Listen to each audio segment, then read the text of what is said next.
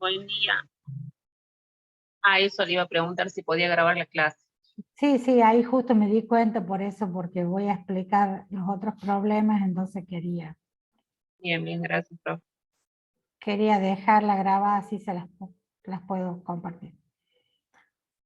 Bueno, el examen final que tenemos en física por este turno de diciembre va a seguir siendo virtual, o sea, por el campus virtual a través de videoconferencia. Porque ya nos preguntaron a nosotros ahora si queríamos cambiar la modalidad para este turno, como que está habilitado ya la presencialidad, entonces solamente teníamos que informar. No le hemos cambiado para este turno porque, bueno, deberíamos organizar el tema de los horarios, y a lo mejor muchos de ustedes todavía no están en La Rioja, y sería como que un gasto extra venir para el examen y demás. Entonces, por este turno de noviembre-diciembre, que comienza el 29 de noviembre, vamos a continuar con la modalidad virtual. No sabemos qué va a pasar en febrero porque, digamos, las autoridades tienen que decir todavía qué modalidad tomamos a partir de febrero, ¿no? Que eso todavía no se dijo nada. Entonces, posiblemente a lo mejor en febrero, si ya se termina que volvemos a modalidad presencial, entonces los exámenes van a ser presenciales. Entonces yo les voy a comentar las dos partes. Si es virtual, ¿qué es lo que tienen o sea, comienza el examen, por supuesto que se presentan con el DNI, con cámara, o sea, con audio, o sea, tienen que poder, tienen que hablar, interactuar ustedes. Y lo primero que se hace es rendir un cuestionario práctico, o sea, con problemas de los mismos que se dieron durante el año. Ese cuestionario práctico generalmente tiene entre 6 problemas, tienen el tiempo adecuado para rendir, y ahí tienen un cuestionario teórico, ¿sí? O sea, un cuestionario práctico separado de un cuestionario teórico. Y de ahí ustedes tienen todos los que son regulares, ¿no? Todos los que cursaron la materia y quedaron regulares, tienen un oral. ¿No? Que el oral, generalmente para todos los que rinden regulares, es que ustedes presenten y hablen de algún tipo de movimiento. Por ejemplo, si ustedes eligen movimiento armónico simple, entonces tienen que decir a qué llamamos movimiento armónico simple, cuáles son los ejemplos que tienen de este movimiento, dónde lo pueden ver en la vida real, y tienen que aplicar las variables cinemáticas, velocidad, tiempo, aceleración, desplazamiento, cómo las medimos. Y tienen que explicar la dinámica, cómo es, cuáles son las fuerzas que están actuando, cómo es el trabajo, cómo es la energía de ese movimiento. Si ustedes eligen, por ejemplo, fluidos, o sea, la parte de hidrostática y hidrodinámica, también toman un fluido, explican cuáles son las características, cómo se mide, cuál es el principio de conservación de la energía que se aplica. Si ustedes eligen, por ejemplo, el movimiento de un móvil en un plano inclinado, entonces también tienen que explicar la cinemática y la dinámica de eso. Ese es un oral. Entonces, en el oral, ustedes pueden tener, por ejemplo,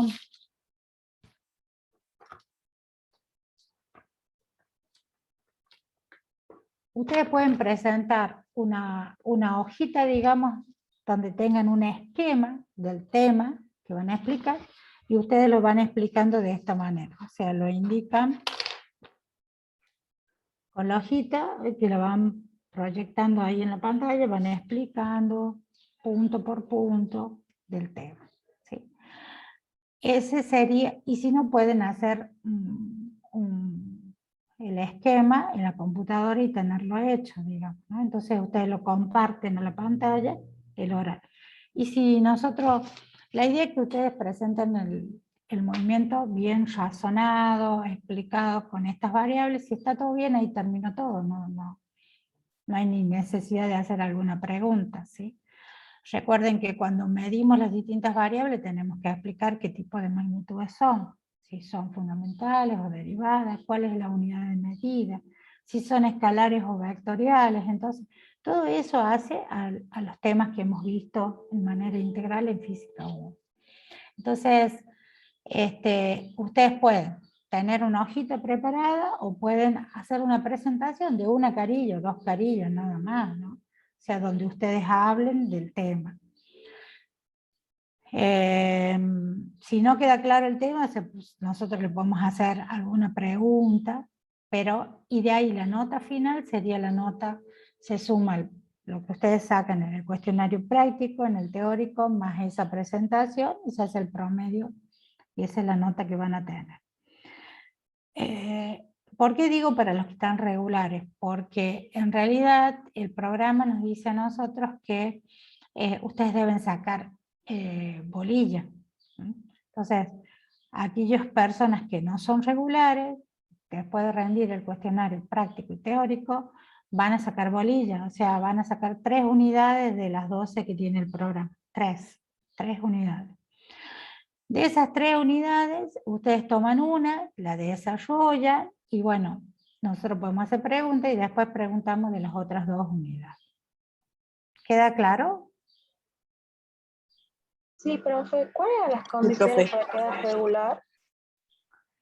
Porque no hay recuperatorio, me explicó el profe.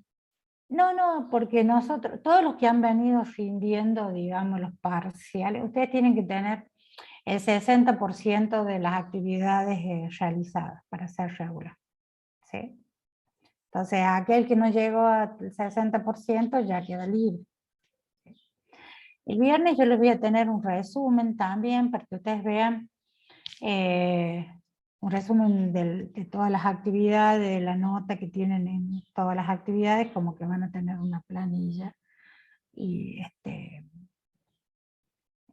únicamente queda libre aquel que empezó, por ejemplo, hizo una actividad y no hizo más nada, ¿no? O sea... Ok, profe, pero en temas nota, en los parciales, ¿necesitamos tener un promedio, una suma, o con que tener ya las actividades hechas basta?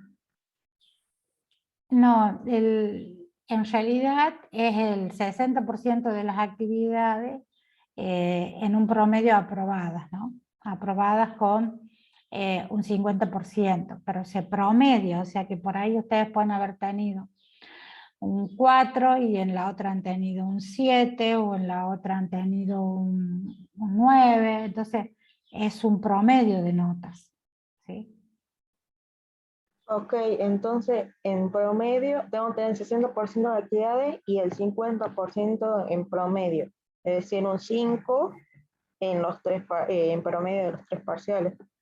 En promedio de todas las actividades, sí. Sí. Por eso es que les digo que para el viernes yo les voy a tener, por ahí sí les da un poquito menos el promedio, pero está dentro de del rango de actividades tan regulares, ¿no? O sea, no somos tan estrictos con el 50%, si por ahí a alguno le da un poco menos el promedio, ¿no? Por eso el viernes ustedes van a tener todas las notas, que también las pueden ver ustedes mismos en la plataforma, ¿no?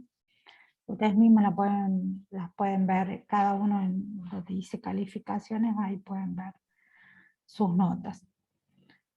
Y bueno, Y profe, es que después habilite el poder revisar los cuestionarios para saber en qué me equivoqué por el tema, si van a ser los mismos o para ejercicios parecidos en el final, para saber en qué ejercicio me equivoqué.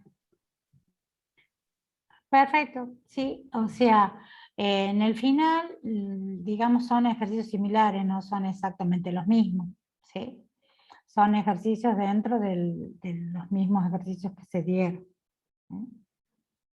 para que ustedes vean, sí les voy a habilitar eso, pensé que ya estaba habilitado.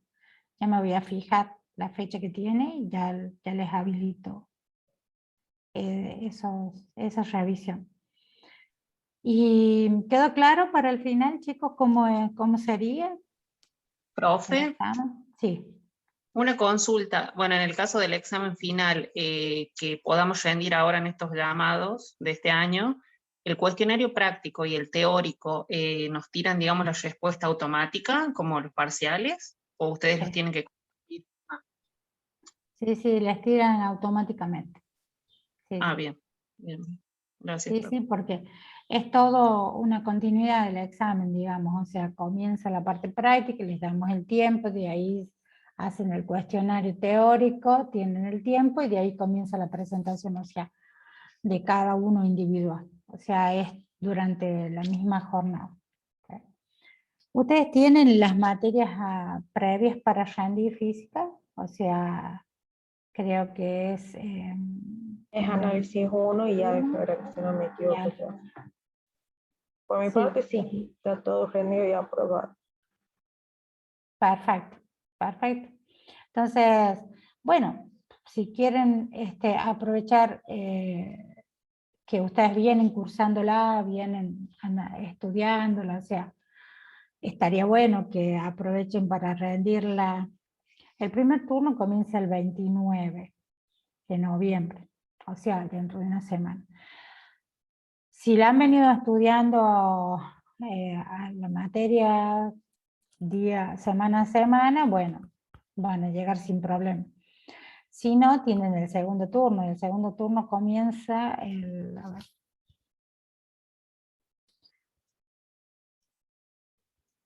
comienza el 15, el miércoles 15 de diciembre. O sea que el examen de física es el 16 de diciembre, porque siempre física 1 es los días jueves, ¿sí? Del turno. Entonces, el primer turno sería el jueves 2 de diciembre. Y el segundo sería el 16 de diciembre. ¿Sí? Recuerden, chicos, que si a ustedes les va mal, el examen queda grabado y se les coloca el reprobado, o sea, les queda la nota del reprobado. Entonces, lo importante es que repasen bien cualquier consulta eh, que quieran hacernos. Bueno, nos pueden pedir en el grupo una consulta y podemos habilitar un día un aula por Meet o por Zoom y les escuchamos las consultas que ustedes tengan. O sea, no queremos que les vaya mal, para que no tengan un reprobado, que después eso va al promedio de ustedes y todo eso. ¿Sí? ¿Se entiende, chicos?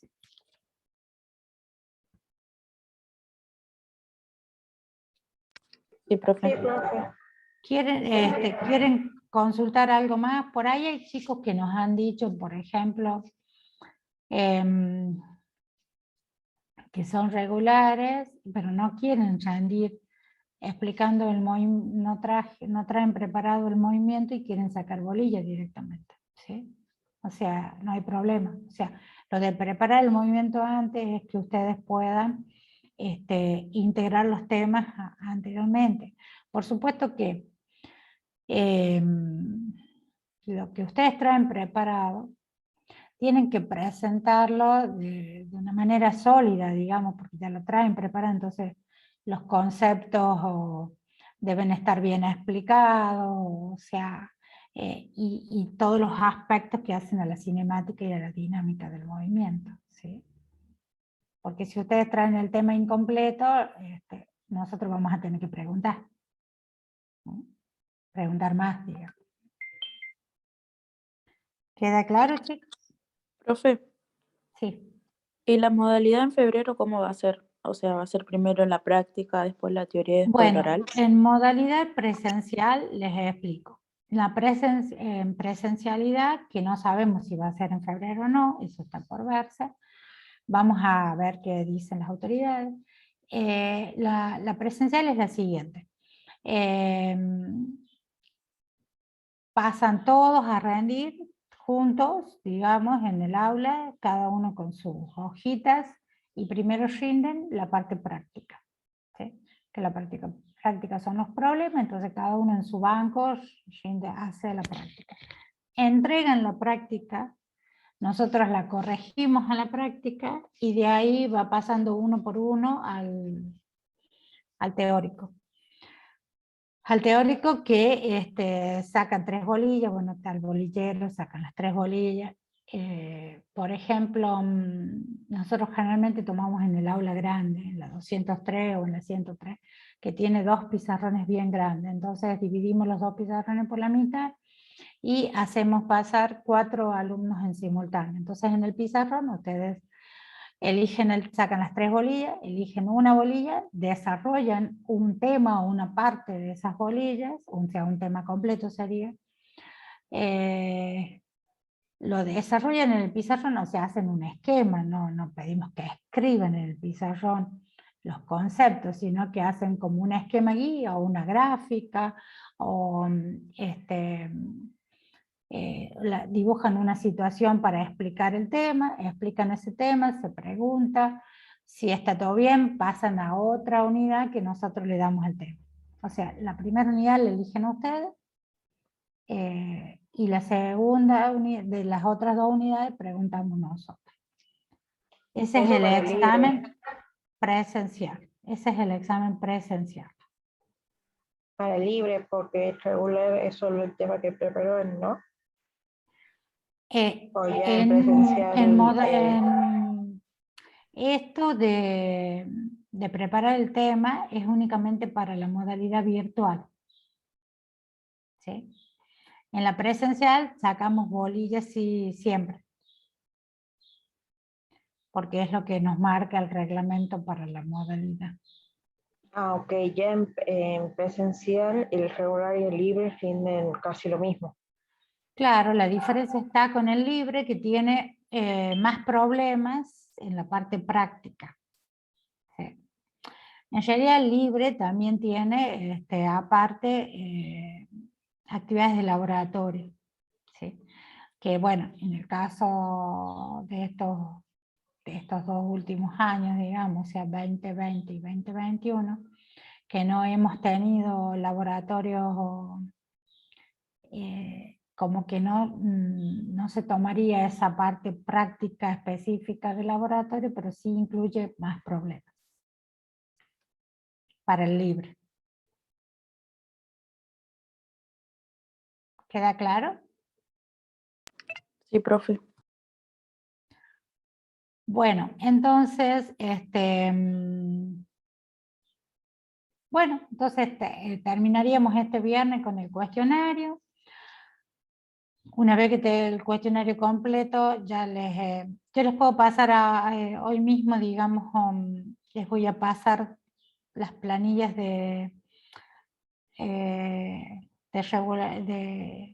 para regularidad, sería de cada carrera, para que ustedes vean que estén todos inscriptos.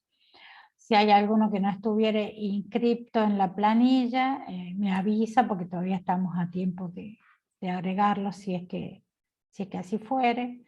Cosa de que yo cuando cargue las notas, yo el fin de semana ya tendría que cargar las notas en el SIU. ¿Sí?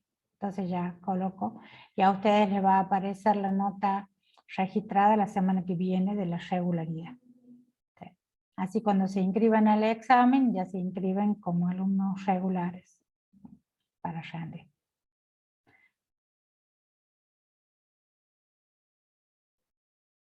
Bueno, ¿cómo van a rendir? ¿Quiénes van a rendir en diciembre? Esperemos Yo que nomás bien, profe. Si Dios quiere, en febrero, yo profe. Prefiero rendir una materia antes y ahora en diciembre, y en febrero ya rendir física. Nosotros, o sea, en cuanto sepamos cómo va a ser la modalidad de febrero, yo les voy a avisar en el grupo para que, si sigue siendo virtual, es igual que ahora en diciembre. ¿Sí? O sea, eso no lo sabemos todavía, pero bueno, ya lo veremos Seguramente ahora durante el mes de diciembre, durante las primeras semanas de diciembre, ya se va a determinar seguramente con alguna resolución algo, porque como en febrero comienza el ingreso para 2022, entonces también deben determinar si es presencial o virtual, toda esa historia. Entonces, creo que vamos a esperar, tenemos que esperar para saber bien qué pasa en febrero. Bueno, sobre los exámenes entonces, ¿hay ninguna consulta más? No, profe. Bueno, les voy a compartir ahora, quiero que...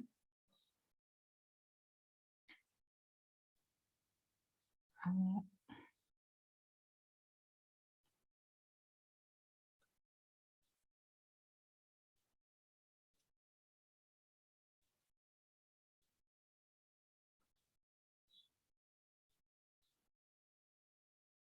Ahí están viendo un documento compartido. Sí, profe. Bueno, yo quiero hacer hincapié en el repaso de lo que es la parte de termodinámica, ¿sí? Entonces, ¿qué habíamos visto en termodinámica? ¿A qué definíamos, qué diferencia había entre el concepto de temperatura y el concepto de calor? ¿No es cierto? ¿Qué es lo que era la temperatura? ¿Recuerdan?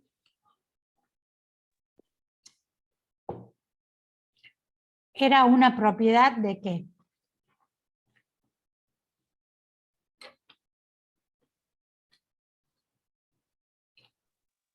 Una propiedad de la materia, ¿recuerdan? Así como es la presión, el volumen.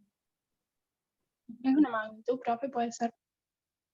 Es una magnitud escalar, sí. Y nos representa una propiedad de la materia. Y microscópicamente hablando, ¿qué me representaba la temperatura? La energía cinética que tienen las moléculas. ¿Sí? ¿Se acuerdan que lo vimos a eso? Entonces, Claro, que chocaban entre ellas. exactamente. Entonces tiene que ver con la energía cinética, microscópicamente hablando. Y cuando hablábamos de calor, ¿a qué nos referíamos? ¿Qué era el calor?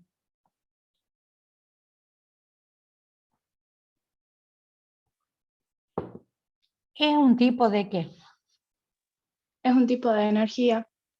Muy bien. Es un tipo de energía que le llamamos energía en tránsito. ¿Por qué le llamamos energía en tránsito? Porque su energía cinética aumenta. Y porque pasa de un objeto a otro. ¿Sí? Si tengo un cuerpo más caliente y lo coloco un cuerpo más frío, se transfiere energía de uno a otro hasta que se llega a ¿qué? A que los dos cuerpos tienen la Misma energía. misma energía térmica, o sea que tienen la misma temperatura. Y ese era el enunciado del principio cero de la termodinámica, ¿recuerdan? Bueno, entonces, después también vimos en que medíamos la temperatura, las 3 escalas termométricas, y veíamos que también las ecuaciones para pasar de una escala a otra, de grado Fahrenheit a Celsius, de Celsius a Fahrenheit, de Celsius a Kelvin. Entonces, teníamos el pasaje de una temperatura a otra, de una escala a otra. Y también hablamos de un efecto que tenía el salto térmico, o sea, el cambio de temperatura, y que era la expansión térmica, o que también le llamábamos dilatación, ¿sí? Que ocurría en los materiales cuando se producía un cambio brusco. Y habíamos dicho que era importante tener en cuenta esta expansión térmica o dilatación, porque con ella tenía efectos en las diferentes, por ejemplo, construcciones, en una línea de producción, que la línea de producción está construida de algún material, ¿sí? Que pueda expandirse o contraerse con la temperatura. Entonces, que era importante medir esto. Entonces, habíamos dicho que si nosotros teníamos un material a una determinada temperatura y incrementábamos su temperatura en un delta de T, y si el material tenía una cierta longitud inicial, con el salto térmico pasaba a tener una nueva longitud.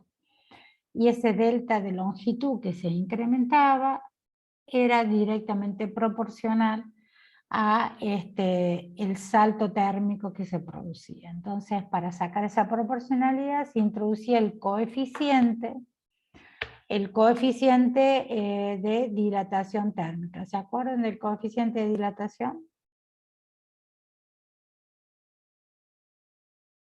¿Se acuerdan cómo medíamos el coeficiente de dilatación térmica?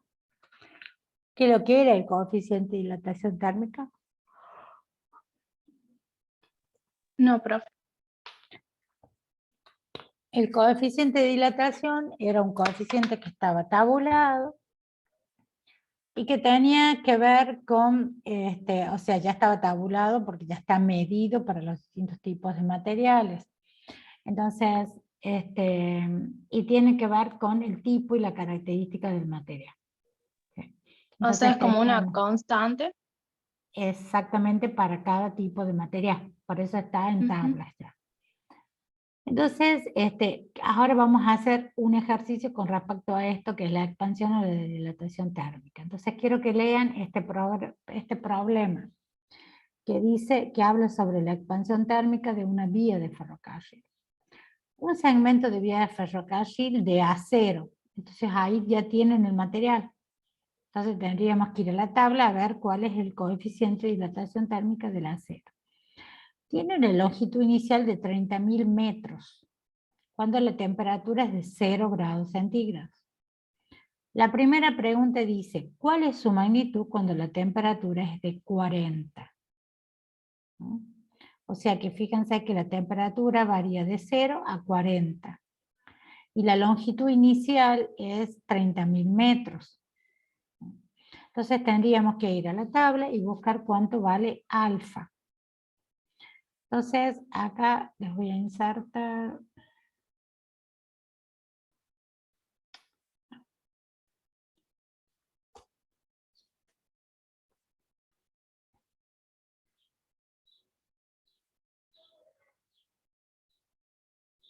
Entonces, nuestra ecuación que nosotros usamos para la dilatación térmica es lo que yo les dije.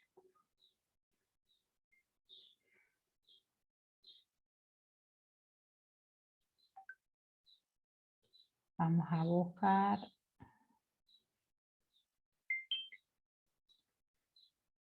El delta de L es directamente proporcional, les digo,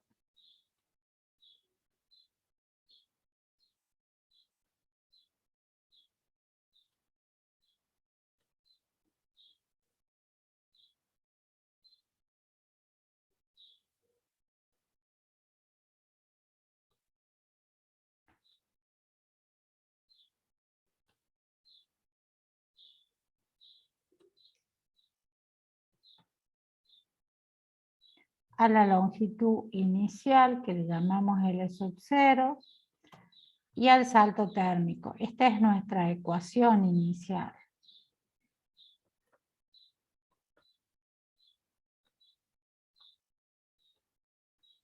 Entonces, el salto térmico también lo representamos como delta de T.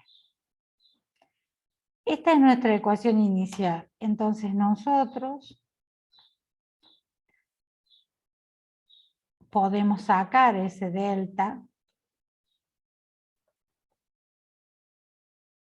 esa proporcionalidad, y ponerla la igualdad.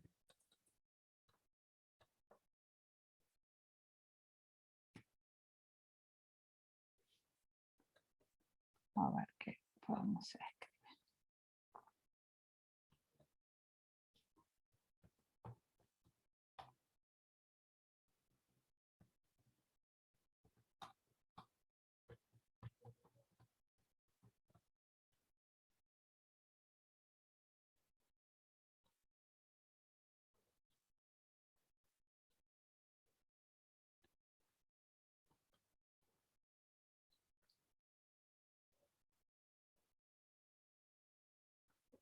al eliminar la proporcionalidad, acá vamos a poner una igualdad. Y vamos a introducir el coeficiente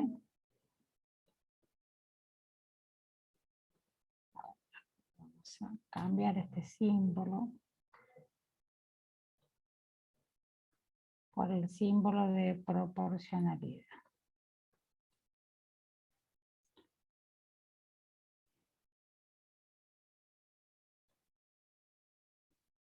Bueno, entonces alfa es nuestro coeficiente de dilatación térmica. Entonces, si nosotros despejábamos alfa, ¿recuerdan que alfa nos quedaba igual? Si lo despejamos de ahí, sería que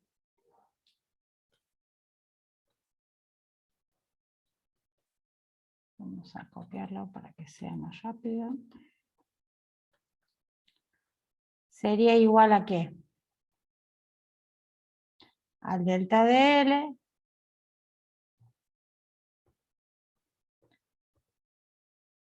el delta de L que lo tenemos en este miembro y el L sub 0 por el delta de T pasarían dividiendo. ¿Sí? Entonces ahí tenemos nosotros a qué es igual el alfa y en qué lo medimos. Si el salto térmico nosotros lo medimos en metros, ¿sí? La longitud de abajo también la medimos en metros, la longitud inicial la medimos en metros. O sea, el delta de L es al comienzo, ¿no? En metros. Sobre la longitud inicial en metros, sobre el salto térmico que es grados centígrados, por ejemplo.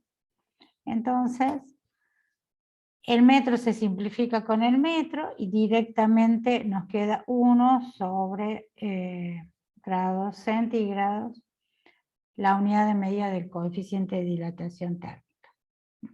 Entonces, este coeficiente está tabulado para distintos materiales. Entonces, fíjense que acá nos pregunta cuál sería el delta de la longitud final, ¿no es cierto? Entonces, partimos justamente de esta expresión. Fíjense que acá está realizado. Delta de L es igual a alfa por la longitud inicial por el delta de T. El alfa para la 0 está tabulado, 11 por 10 a la menos 6, grados centígrados a la menos 1, que es lo mismo que esto que tengo acá, ¿no es cierto? 1 sobre grados centígrados es lo mismo que grados centígrados a la menos 1. Claro, está invertido. Exactamente.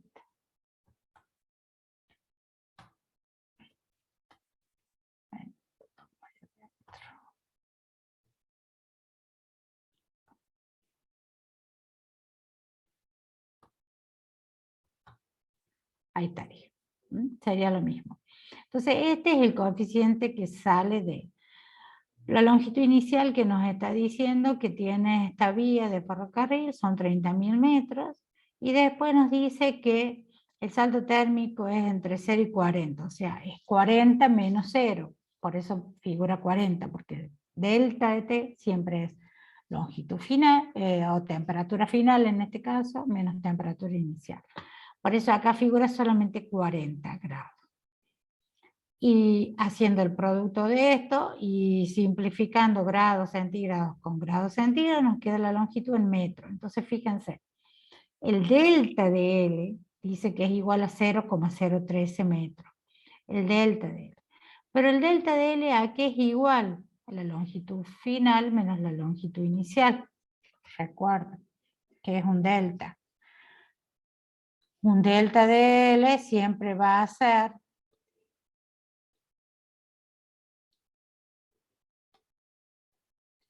la longitud final menos la longitud inicial. ¿Sí? Entonces, el delta de L vale 0,03. Entonces, si de acá queremos saber a qué es igual la longitud final, la despejamos directamente porque ya sabemos cuánto vale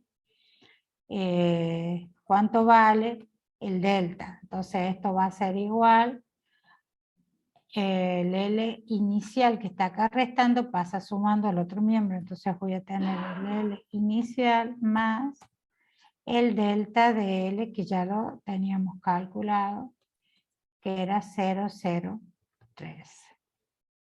Sí, entonces eso es lo que hace acá. 30.000 más 0,013 metros tienen la longitud final producida por este salto térmico en esta vía de ferrocarril. Entonces, ¿queda claro cómo está planteado este ejercicio? Sí, profe. Ahora fíjense la segunda parte. La segunda parte nos dice, suponga que los extremos de la vía están rígidamente sujetos a 0 grados centígrados, de modo que se evita la expansión. ¿Cuál es el esfuerzo térmico que se establece en la vía si su temperatura se eleva a 40? Entonces, recuerden que dijimos que esta dilatación o expansión térmica tiene que ver también con el tipo de material y con el esfuerzo al que esté sometido. Entonces acá es como que estamos repasando también lo de esfuerzos que es de la unidad 7. ¿Sí? Entonces dice, ¿cuál es el esfuerzo que va a tener? Porque está sujeto a los extremos esta vía. O sea que no se puede dilatar, ¿no? Entonces, dice, repasamos, el esfuerzo térmico es el mismo que el esfuerzo de tensión en la situación que la vía se expande libremente y después se comprime con una fuerza mecánica F de regreso a su longitud original. Entonces el esfuerzo de tensión era ¿qué? La fuerza por unidad de área, ¿sí? Y esto era igual al coeficiente de Young y directamente proporcional a la deformación lineal. La deformación lineal le habíamos llamado delta de L sobre longitud inicial. Entonces, el esfuerzo por unidad de área, que sería la fuerza por unidad de área, va a ser igual al coeficiente de Young. Entonces, el coeficiente de Young tabulado para el acero, porque dijimos que era la vía estaba de acero, también sale de la tabla el módulo de Young. Entonces, el módulo de Young sería 20 por 10 a la 10 newton por metro cuadrado. Entonces, este coeficiente de Young multiplicado por la deformación lineal que se está produciendo es el delta de L, que ya dijimos que era 0,013 sobre la longitud inicial, que son 30.000 metros. Acá se simplifican los metros, entonces solamente me va a quedar newton sobre metro cuadrado, porque acá simplifique los metros. Entonces, resolviendo la parte numérica, nos da que es 8,7 por 10 a la 7 newton sobre metro cuadrado. O sea que la expansión producida por incrementar la temperatura de 0 a 40 grados, ¿sí?, nos está produciendo un esfuerzo de 8,7 por 10 a la 7 newton por cada metro cuadrado. Entonces, esta expansión producida por este esfuerzo, dice, se evita al dejar pequeñas aberturas de dilatación entre las vías, ¿sí? Porque si yo tengo sujeto, esto es lo que hablábamos cuando veíamos dilatación, cuando veíamos esfuerzo también, que en toda construcción no puedo hacer tiradas largas, sino que tengo que ir dejando lo que llamamos juntas de dilatación. También lo veíamos, que yo les pregunté a ustedes si habían visto cuando se hacen los contrapisos. Vieron que se pone la regla y se deja un espacio entre paño y paño. Bueno, que se llenan con un material diferente, con diferente. Esto es para evitar que se quiebre. Entonces esto mismo pasa acá, en las vías. Se van dejando pequeñas aberturas para que pueda y tenga lugar esa expansión, ¿sí? Por más que la vía esté sujeta al final. Entonces, esas pequeñas aberturas son para justamente evitar el quiebre, ¿no? La ruptura. ¿Se entendió? Sí, Sí, profe. profe. Bueno, y fíjense que acá tienen otra pregunta. Y si la temperatura cae a menos 40 grados, o sea que estoy en un valor negativo, ¿no es cierto?, de temperatura. O sea que en vez de tener un salto térmico positivo, ha disminuido la temperatura. ¿Cuál es la longitud del segmento que no está sujeto? La expansión para el cambio de temperatura, la expresión para el cambio de temperatura es la misma, o sea, voy a trabajar con la misma ecuación. Ya sea que la temperatura aumente o disminuya, ¿sí? Entonces, si hay un aumento de longitud cuando la temperatura aumentaba a 40, también hay una disminución de longitud cuando la temperatura disminuye a menos 40. Porque el coeficiente de dilatación es el mismo, porque el acero es el mismo. Entonces, los 30.000 metros que yo tenía, menos el delta de L ahora, nos da una menor longitud, o sea, la longitud final va a disminuir. ¿Se entiende? Sí, profe. Bueno, entonces este es un problema de dilatación donde hemos combinado también esfuerzo térmico. Ahora veamos este otro, el análisis de los datos de calor. Dijimos que la cantidad de calor Q, o sea, la cantidad de calor lo representamos con una Q mayúscula, ¿no? Era directamente proporcional a la masa que yo tenga y al salto térmico. Y al sacar esa proporcionalidad, introducíamos C, que es el coeficiente que se llama calor específico del material, C pequeñito, este C, calor específico del material. Y el calor específico es una constante que también está tabulada para distintos tipos de materiales y que me representa la cantidad de calor necesaria por unidad de masa y por unidad de salto térmico. Entonces, si yo tengo más masa, por eso lo multiplico por la cantidad de masa que tenga.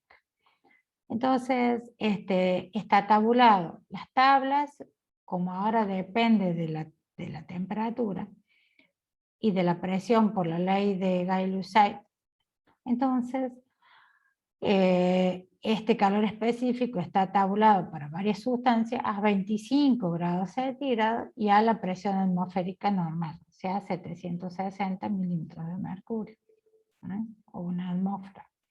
Entonces, por ejemplo, calor específico, si lo despejamos de esta ecuación, es igual a la cantidad de calor Q sobre la masa por la temperatura. Entonces, la cantidad de calor la medimos en calorías o joule, porque dijimos que era energía, ¿recuerdan? Joule es energía. Por unidad de masa, que la medimos en gramos o kilogramos, y por temperatura, que lo podemos medir en grados centígrados o grados Kelvin. Entonces, tenemos las distintas sustancias. Por ejemplo, aluminio, dice en la tabla, 900 joule sobre kilogramo por grado centígrado, o llevado a caloría, ¿no? 0,215 calorías sobre gramo por grado centígrado. Sólidos elementales, dice acá hay otros sólidos, líquidos y gases.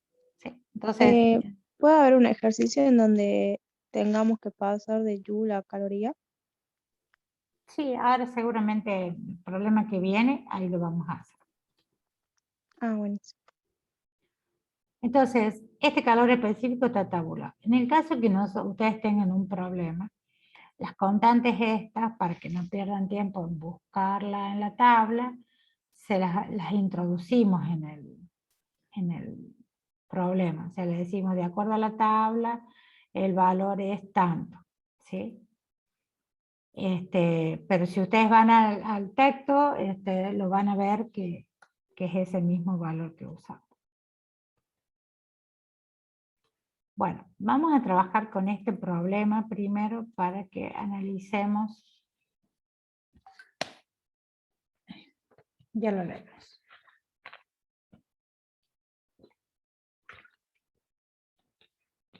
Dice, un lingote de 0,050 kilogramos de metal se calienta a 200 grados centígrados. Y después se deja caer en un calorímetro que contiene 0,400 kilogramos de agua inicialmente a 20 grados centígrados. La temperatura de equilibrio final del sistema mezclado es 22,4 grados centígrados. Y nos pide acá encontrar el calor específico del material. O sea, fíjense que acá, como no nos dice, es de un metal que no sabemos cuál es, ¿sí? Entonces, directamente, a través de esta ecuación del calor, podemos ver qué ha pasado.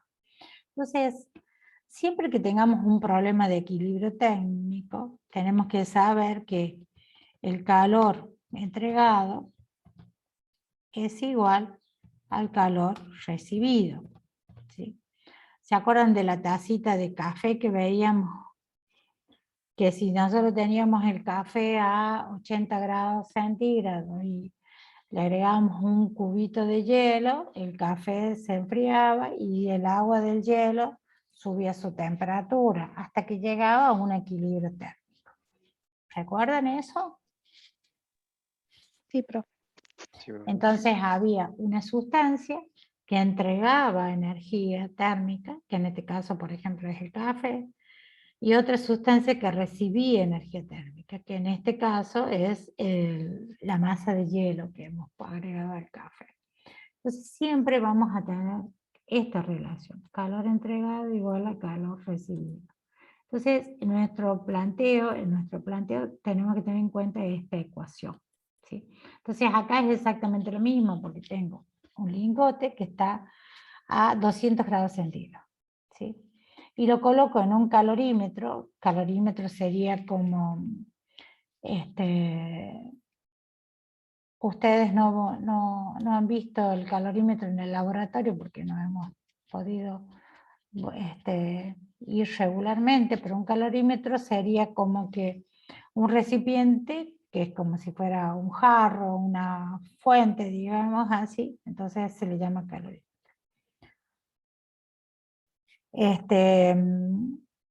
Que tiene agua a 20 grados centígrados. Entonces si coloco esta pieza de metal que viene a 200 grados dentro de este calorímetro que tiene agua a 20 grados centígrados, lo dejo un instante de tiempo y después de ese instante de tiempo que se logra el equilibrio final del sistema, medimos y la temperatura es de 22,4 grados centígrados.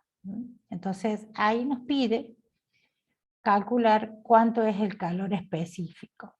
Entonces, ¿qué vamos a plantear? Fíjense acá, las ecuaciones. El calor la cantidad de calor entregado es igual a la cantidad de calor recibido o cedido, es lo mismo. Entonces, voy a tener que plantear esta ecuación de igualdad, ¿sí? Esta ecuación de igualdad.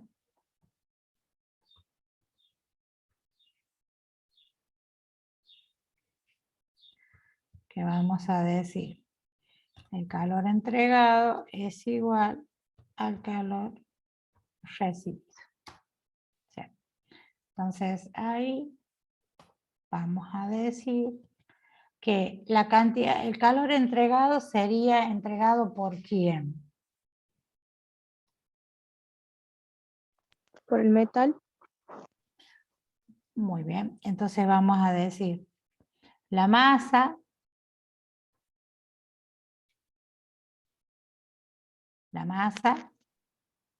del metal.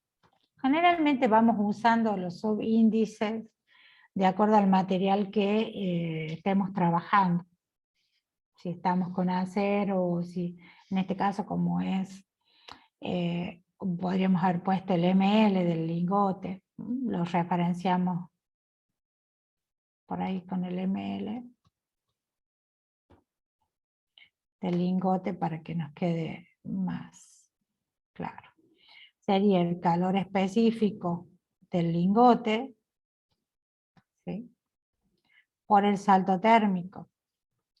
Entonces, ¿el salto térmico cuál es? La variación de la temperatura. Claro, la temperatura final menos la temperatura inicial. ¿Sí? Ahora, ¿quién recibe calor? El agua. Energía calórica. Entonces sería la masa de agua, calor específico del agua, por el salto térmico que tiene el agua. Entonces la temperatura final del agua menos la temperatura inicial del agua. Le pongo así para que se distinga, ¿no? Esta sería del metal y esta sería del agua. Entonces ahí, ¿qué es lo que nos pide calcular? ¿Tenemos la masa del lingote? Sí, porque es 0,050 kilogramos. El calor específico del lingote es lo que debemos calcular. Tenemos que Porque despejar. claro. Temperatura final, ¿cuánto vale? Es la temperatura de equilibrio que hemos logrado, 22,4 grados.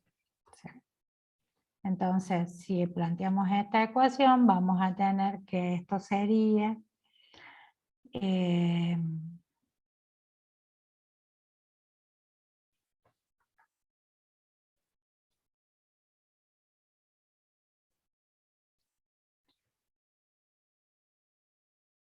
0,050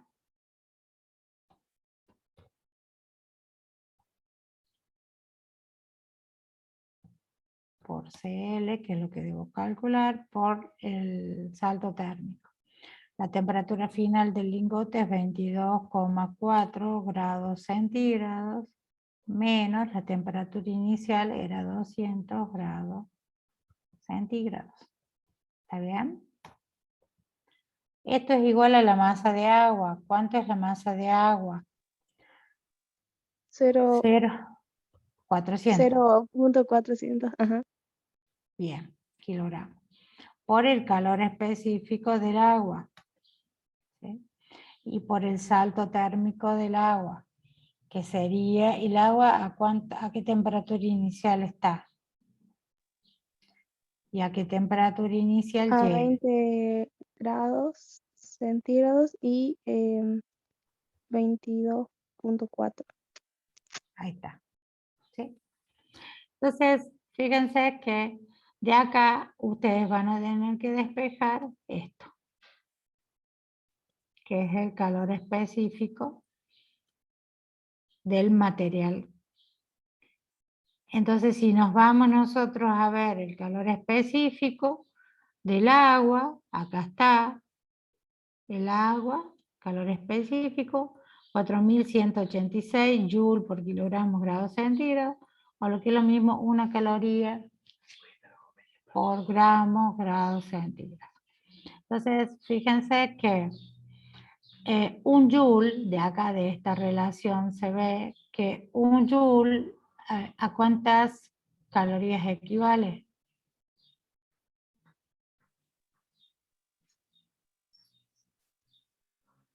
¿Mm? A 1.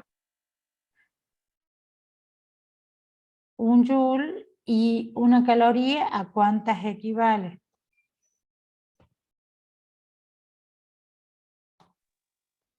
A Una caloría equivale a 4.1. 4,18 joules. Claro.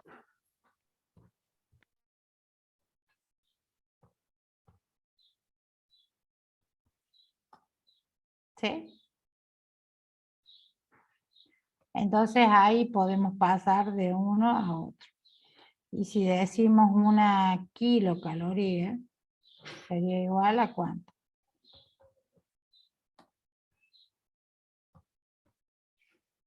¿Está bien?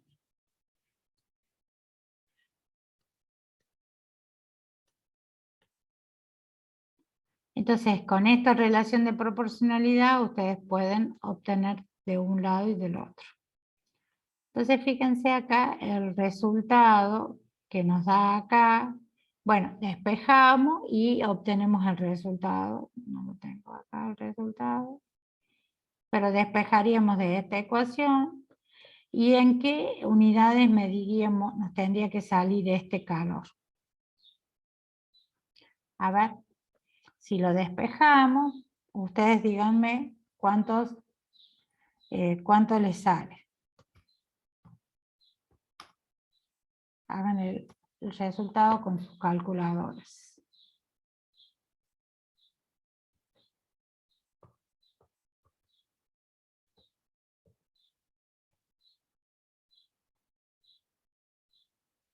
Si usamos caloría, entonces podemos usar caloría o podemos usar joule. Si usamos joule es 4186 joule.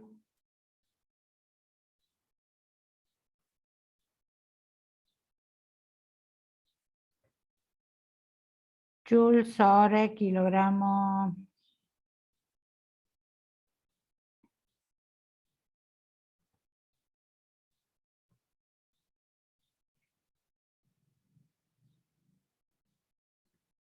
por el salto térmico, que es 22,4 grados centígrados menos 20. Cierro el paréntesis. Y todo eso va a quedar dividido en ¿qué?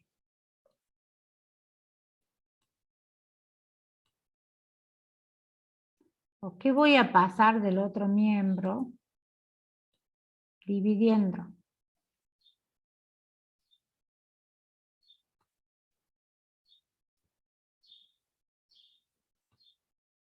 Los 0,50 y la temperatura. Muy bien. Los 0,50 kilogramos por el salto térmico. ¿Sí? El salto térmico es 22,4 grados centígrados menos 200 grados centígrados. Ahí nos quedó. Bueno, y ahí vamos a simplificar grados con grados. Kilogramos con kilogramos de acá. Y nos va a quedar joule sobre kilogramos por este otro grado centígrado, que sería la unidad del calor específico. ¿Cuánto les da ese valor?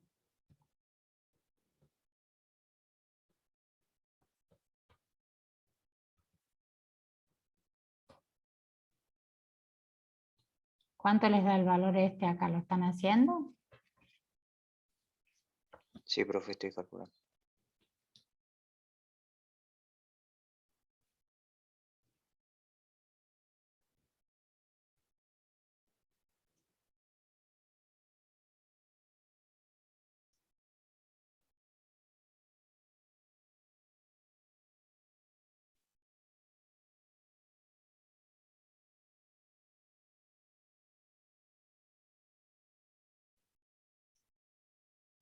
$3.348.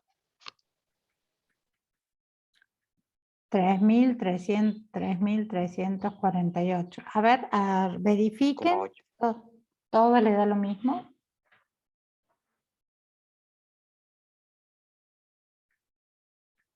No, profe, disculpe, me faltó el 0,050.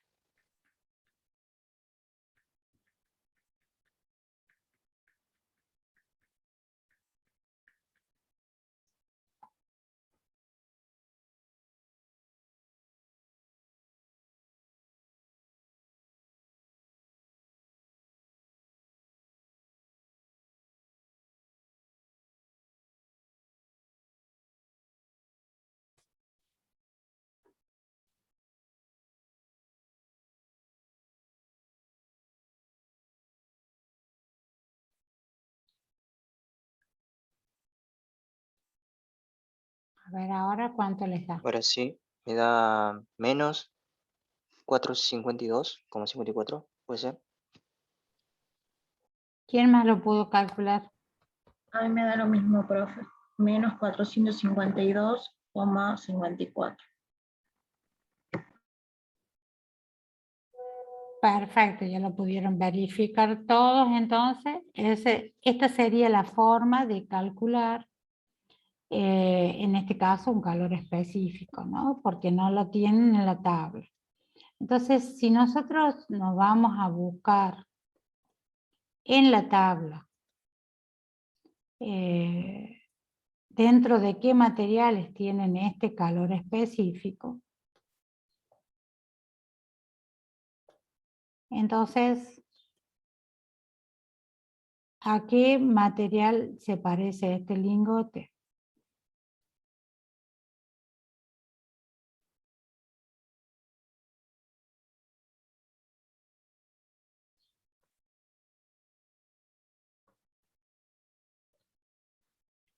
Acá le subo para que vean la tabla.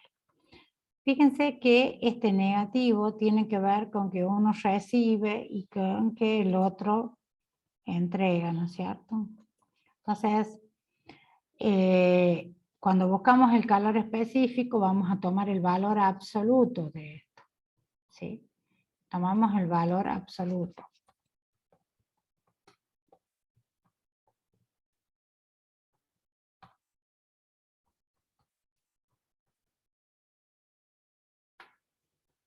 Si vamos a la tabla, y está en Joule, o sea que tendríamos que mirar la columna de Joule. A ver, díganme a qué se parece este calor específico. ¿A qué material? De los que dice acá en la tabla. Al hierro. Fíjense que Sí, es muy, profe. muy Al hierro. aproximado al del hierro, ¿sí? Entonces podemos decir que este lingote es como que tiene gran porcentaje de hierro, digamos, porque está casi muy aproximado, ¿sí? Entonces, este problema nos sirve para ver cómo trabajamos esta ecuación de cantidad de calor, cantidad de energía en tránsito que va de un lado al otro. Otro tema importante que tenemos que ver, ahí en este anterior que veíamos, solamente teníamos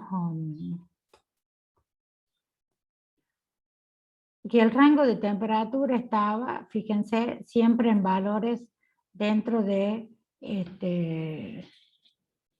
sin que implique un cambio de estado. Acá vamos a recordar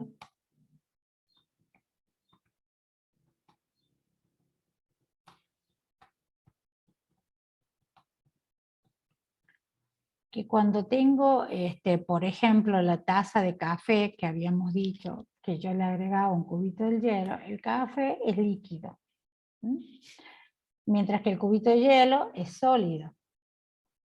Cuando el cubito de hielo puede estar, por ejemplo, a menos 5 grados, cuando nosotros lo agregamos. Cuando el hielo es agregado, va a aumentar su temperatura, o sea, de menos 5 grados va a pasar a 0 grados. Cuando llega a 0 grados, se produce el cambio de estado, o sea, todo el hielo sólido pasa a ser ¿qué?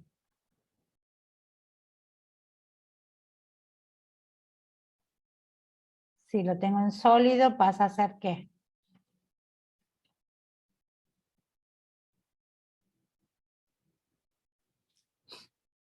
¿Qué pasa a ser, chicos?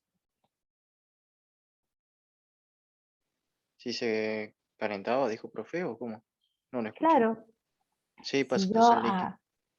pasa a ser líquido, claro, o sea, fíjense que yo a la tacita de café le estoy agregando el hielo sólido, entonces el hielo sólido de menos 5 grados va a aumentar su temperatura hasta 0 grados.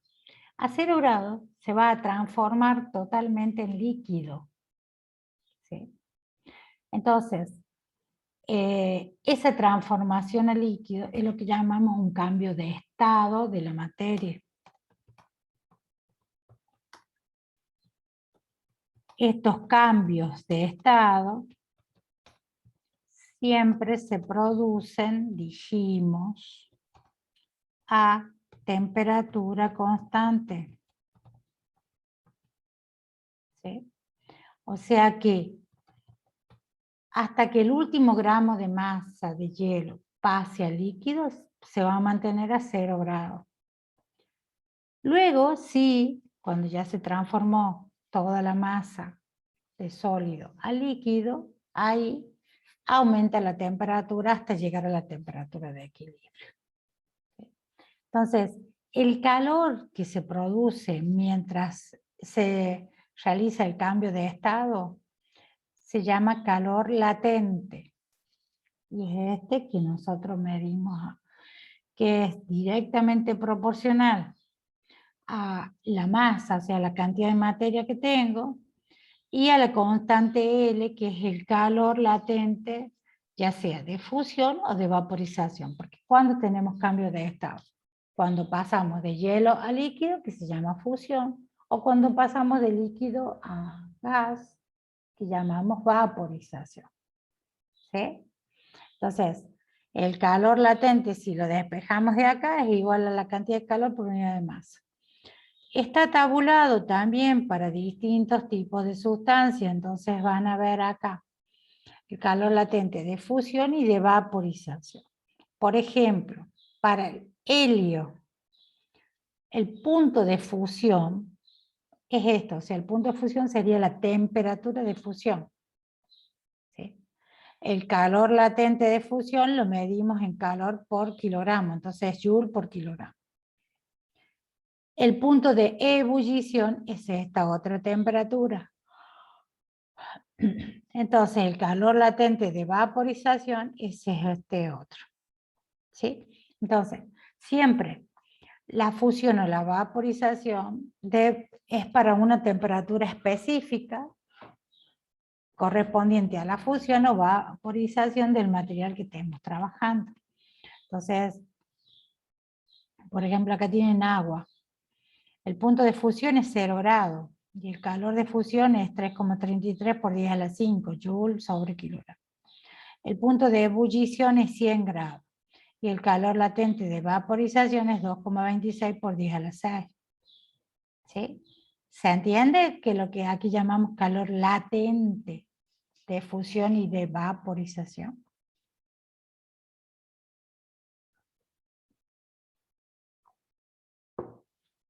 ¿Se entiende, chicos?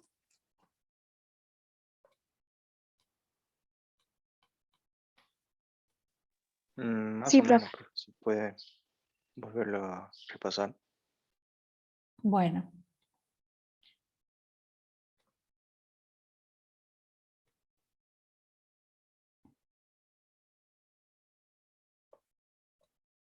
Vamos a plantearlo acá con un ejemplo.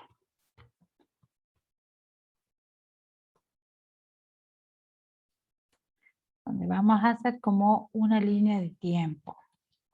Entonces, supongamos que mezclamos café,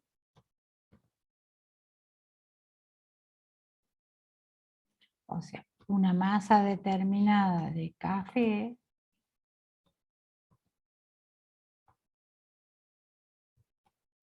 por ejemplo, a 80 grados centígrados. Y le agregamos una masa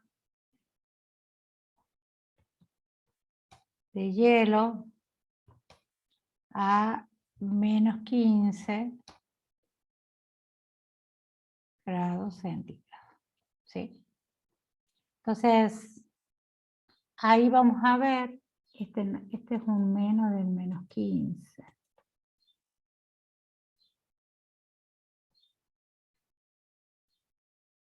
Vamos a poner un paréntesis para que no parezca que es una diferencia. Ahí está. Entonces, ¿cuál es el efecto que vamos a tener? ¿Cuál es el efecto?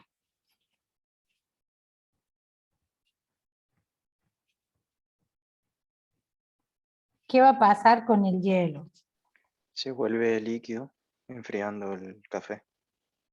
La masa de hielo, ¿sí?, aumenta la temperatura.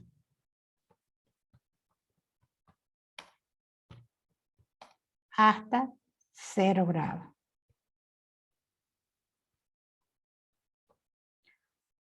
Luego,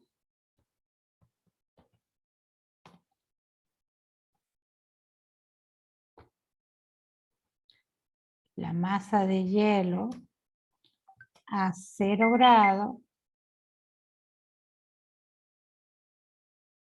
cambia de estado. Sólido a líquido.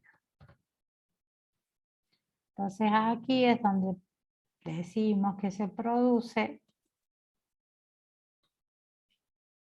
la fusión. ¿Sí? Entonces nosotros a partir de ahí tenemos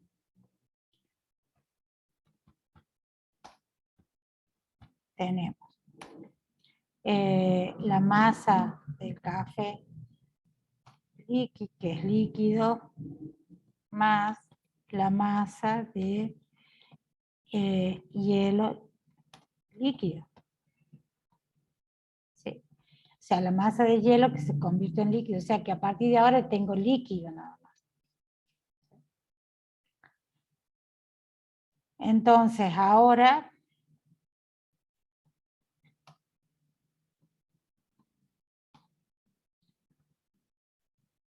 la masa de hielo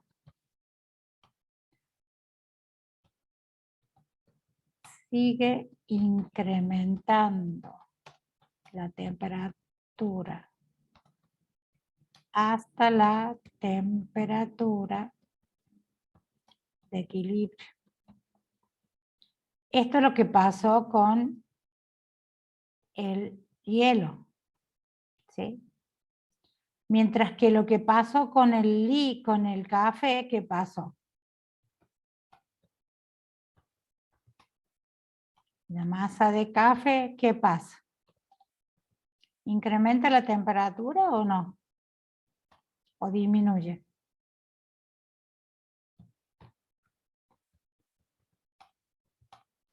En ese caso la disminuye.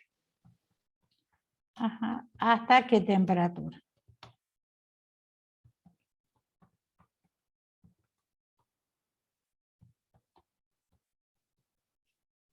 Hasta la temperatura de equilibrio. Sí. Hasta la temperatura de equilibrio. O sea, las ecuaciones de energía que planteamos anteriormente en el problema anterior es la misma.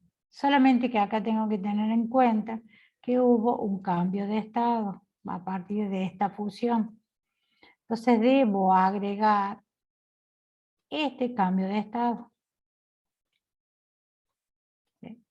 Entonces acá voy a decir que, teniendo en cuenta la cantidad de calor entregado igual a la cantidad de calor recibido, entonces voy a decir que, ¿cuáles van a ser mis ecuaciones? La cantidad de calor entregado por el café, vamos a poner la C chiquita, igual a la cantidad de calor recibido por ¿quién?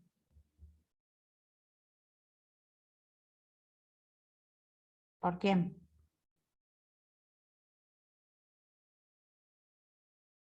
Por el Por el hielo, hielo. ¿no es cierto? ¿Sí?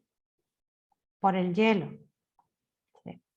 Entonces, esta cantidad de calor recibida por el hielo es la que como que se hace en etapas, ¿no?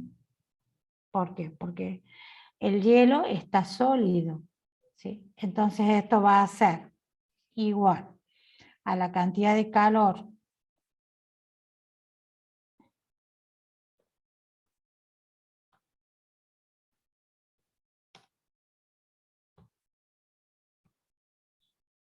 hasta los 0 grados, la cantidad de calor entregada para subir la temperatura del hielo hasta los 0 grados, más la cantidad de calor Q que se produce durante la fusión,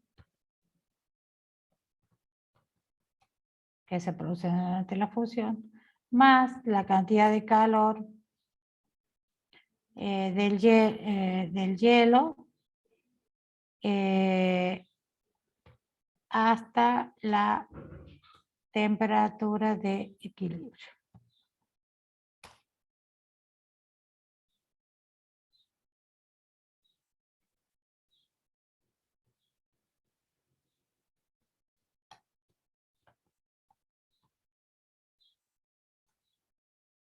Entonces, esto es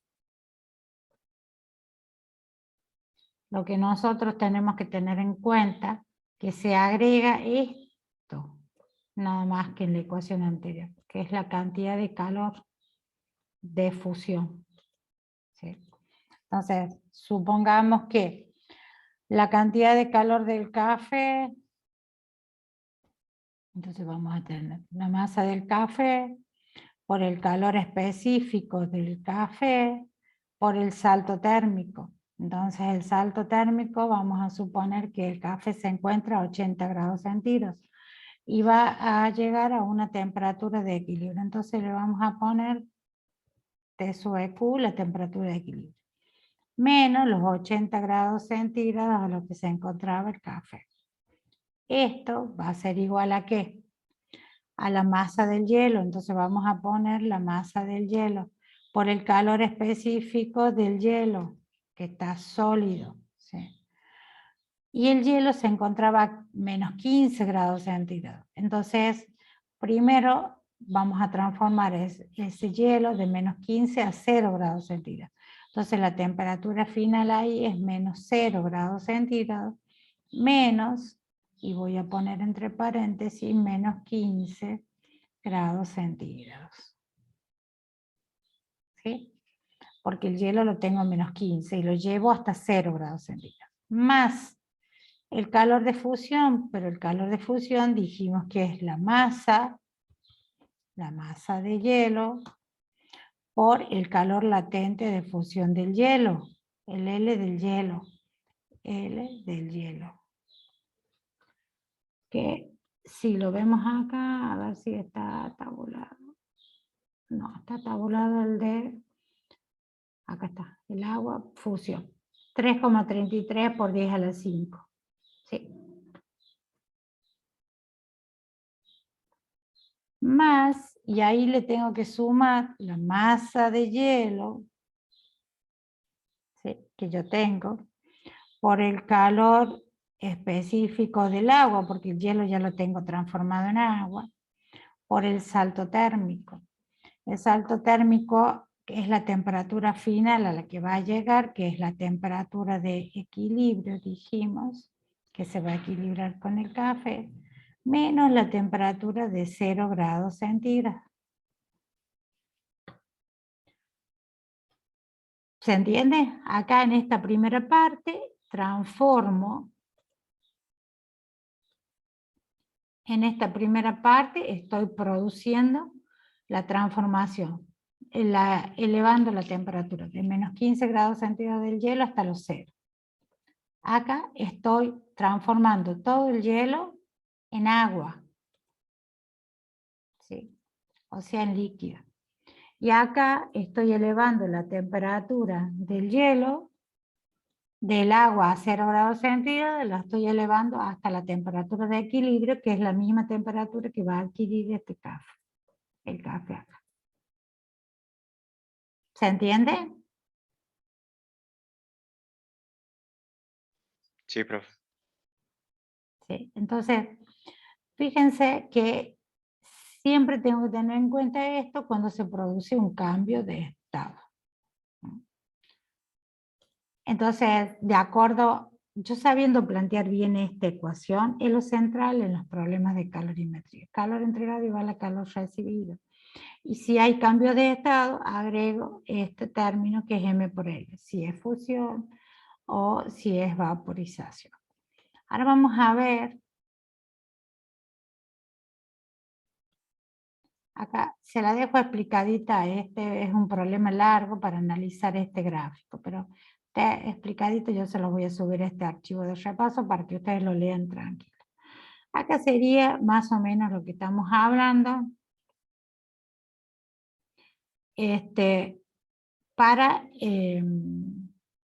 Para una mezcla, ¿no? Donde nosotros vamos a partir de que tenemos hielo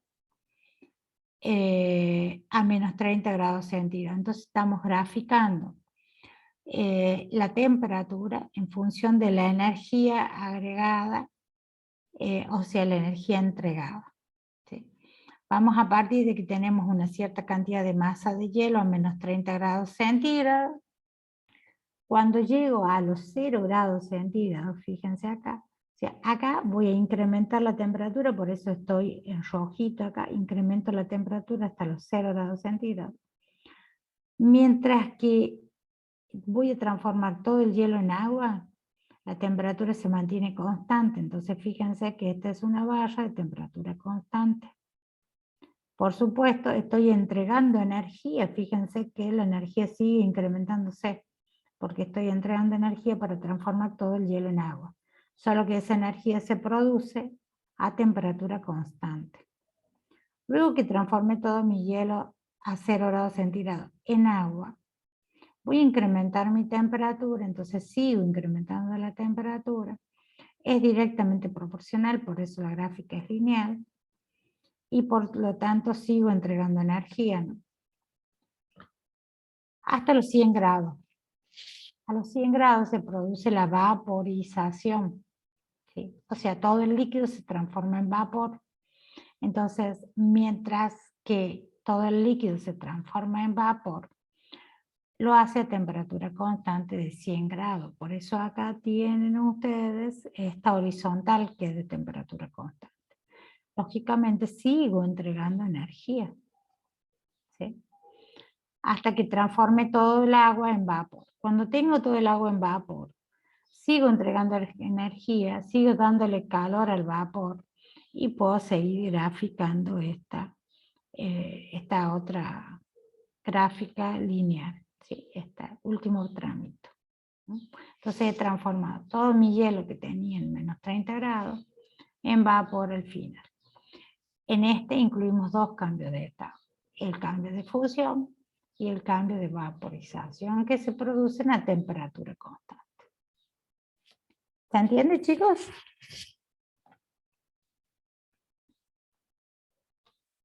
¿Sí? Sí, profe. Bueno, muy bien.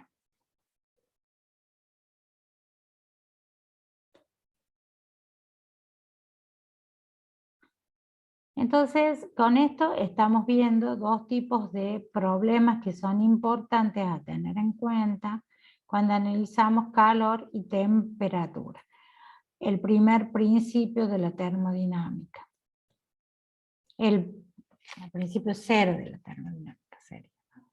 Principio cero de la termodinámica.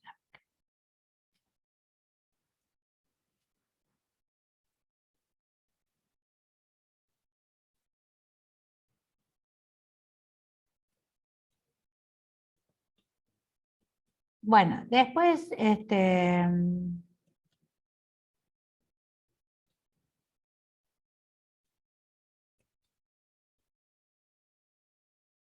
cuanto al concepto de primer principio y de primer principio de la termodinámica, es el concepto relacionado. Ya les voy a subir ese video que no está, me dijeron.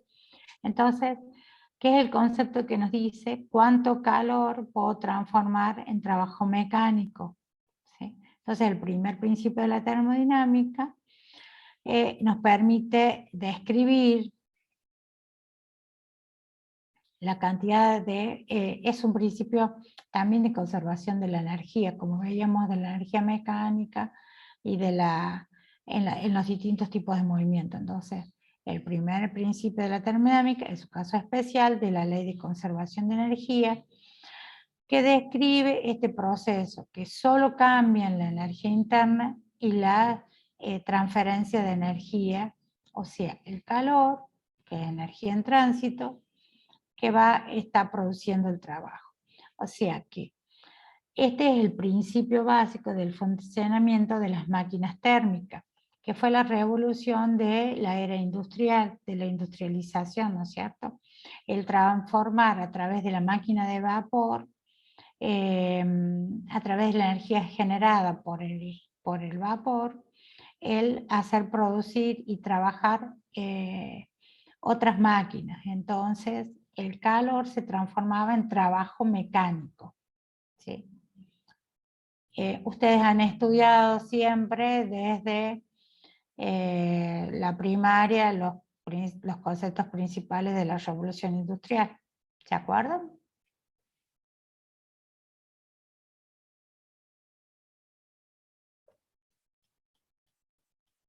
Sí, profe. Sí, profe, Bueno. la máquina de vapor. Exactamente. Entonces, la cantidad de calor entregado me va a producir una cantidad de trabajo, ¿sí? Entonces, como estamos viendo que el calor está relacionado directamente con la energía interna de la sustancia que está produciendo el calor, entonces, cuando el calor entregado me está produciendo una determinada cantidad de trabajo, hace variar la energía interna, ¿no? Entonces, ese es el primer principio de la termodinámica. Y el primer principio de la termodinámica nos permite hablar de una restricción importante. ¿Por qué? Porque no puedo transformar todo el calor en energía mecánica, sino que parte de ese calor se transforma, hace variar su energía interna. Porque hablamos de conservación, o sea, decimos que no se pierde, sino que se conserva siempre la energía. Se transforma de una energía en otra. Y entonces ahí tenemos la aplicación de la primera ley de la termodinámica para distintos tipos de procesos termodinámicos. Eso yo le voy a pedir que lo vean de la grabación, no vamos a hacer problemas de esto, pero sí es importante que tengan el concepto de primer principio aplicado a los distintos procesos termodinámicos. ¿Cuáles son los procesos termodinámicos? Estos que vienen dados por las leyes fundamentales, que son las leyes de los gases, o sea, proceso termodinámico a temperatura constante, proceso termodinámico a calor constante, que sería un proceso adiabático, proceso termodinámico a presión constante, que le llamamos isobárico, y proceso termodinámico a volumen constante, que se llama isocórico. ¿Sí? Entonces esto para que los repasen en cada uno de los, para los conceptos teóricos.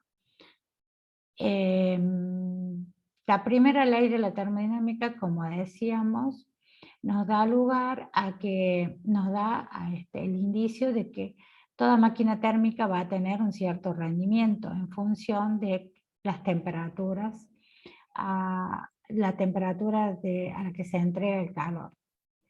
Entonces, porque estamos diciendo que no podemos transformar todo el calor en trabajo. Entonces vamos a tener las diferentes máquinas térmicas diseñadas a partir de distintos temperaturas. Esto ha dado lugar a que se experimente, se realicen distintos tipos de experimentos con distintos tipos de ciclos y de temperaturas. Entonces ha dado lugar a que tengamos distintos ciclos termodinámicos para calcular el mejor rendimiento. Entonces, el ciclo que nosotros presentamos como ciclo ideal es el ciclo de Carnot.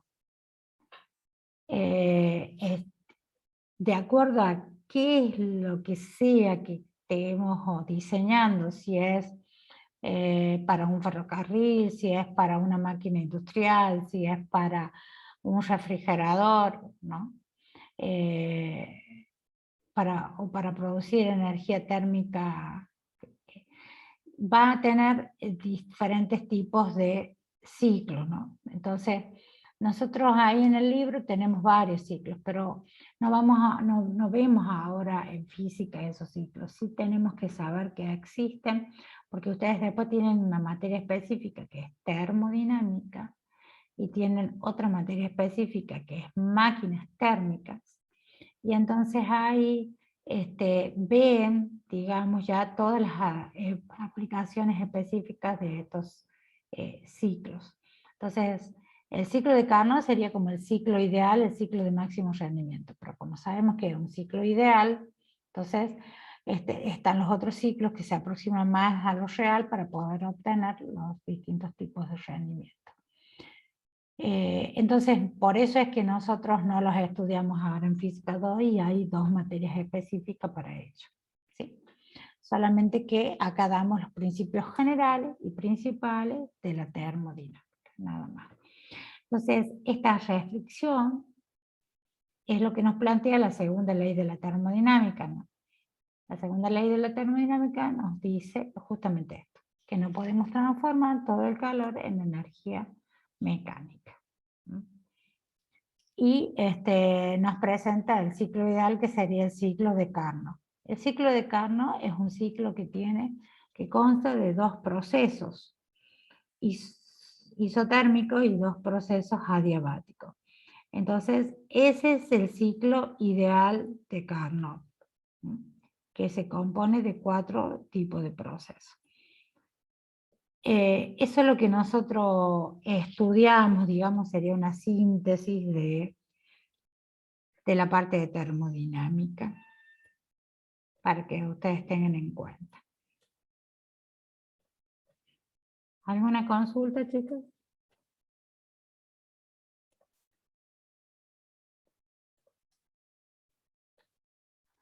Por mi parte no, profe. Bueno, entonces estaríamos ya el viernes a las 17 horas, ustedes ya tendrían el cuestionario para empezar a desarrollar. Ya les voy a poner en el grupo el horario para que todos tengan en cuenta, porque ahora hay poca gente en la clase, entonces... y les voy a subir más tarde este archivo ya cuando lo descargue de la nube para que lo tengan de referencia tanto para el cuestionario del viernes como para el examen final. Y bueno, porfa, profe, si tuvieron clase ayer, suba también la de ayer. sí, voy a subir las presentaciones que están faltando, así porque son complementarias para el final, digamos. Bueno, y cualquier duda que ustedes cuando estén estudiando quieran, se pueden juntar 2 o 3 y decirnos y plantearnos, y bueno, y damos con el profe alguna clase de consulta para que, por si es necesario para el final y todo eso. Para eso seguimos con el grupo de WhatsApp. Bueno, profe, gracias. Bueno, el viernes entonces les estaré, tendrán disponible el cuestionario y también les voy a subir la planilla con las notas para que ustedes vean la condición de cada uno. Y ahora enseguida ya subo al grupo de WhatsApp los que están inscritos en la planilla. Entonces, si hay alguien que no esté inscrito, me avise inmediatamente. Ya lo voy a poner en el grupo de WhatsApp. Bueno, nos estamos viendo, chicos. Ok, gracias, profe. Que estén muy bien. Hasta luego. Hasta el viernes. Hasta luego. Chao, chao.